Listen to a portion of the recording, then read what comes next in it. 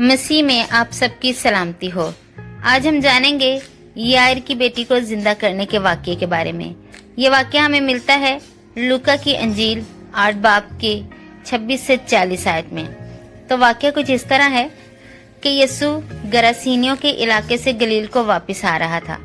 जब यीशु वापस आ रहा था तो वहाँ के लोगों ने यीशु का खुशी से इस्तकबाल किया। तब याईर नाम एक शख्स जो इबादत खाना का सरदार था, यीशु के कदमों पर गिरकर उसकी मिन्नत करने लगा और कहा, मेरे घर चल, क्योंकि उसकी इकलौती बेटी जो तकरीबन 12 बरस की थी मरने को थी। और जब यीशु उसके साथ जा रहा था तो भीड़ बहुत ज्यादा थी, बहुत रश था। तो इस भीड़ में एक औरत जो 12 बरस से बीमार थी और अपना सारा माल हकीमों पर खर्च कर चुकी थी और ठीक नहीं हो रही थी, उसने पीछे से आकर यीशु की पोशाक का किनारा छुआ तो वो उसी दम ठीक हो गई। यीशु ने रुककर कहा, मुझे किसने छुआ?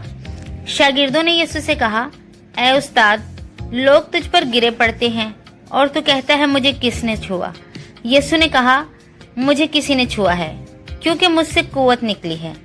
जब उस औरत ने देखा कि मैं छुप नहीं सकती तो वो कांपती हुई सामने आई और अपनी गवाही दी। इन सब बातों में इतना वक्त गया कि याईर की बेटी यीशु के उनके घर पहुंचने से पहले ही दम तोड़ गई। इबादत खाना के सरदार को किसी ने आकर कहा, उस्ताद को तकलीफ ना दे क्योंकि तेरी बेटी मर गई है। यीशु ने सरदार से कहा, खौफ ना कर, फकत एतकाद रख, वो बच जाएगी। उस घर में पहुंचकर यीशु ने पतरस और यूहन्ना और याकूब और लड़की के माँ बाप के सिवा किसी को कमरे में रहने ना दिया।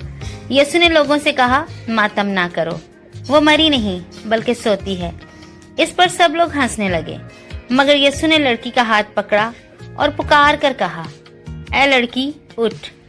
तो उसकी रूह उसी वक्त फिर वापस आई और वो उसी दम उठ बैठी।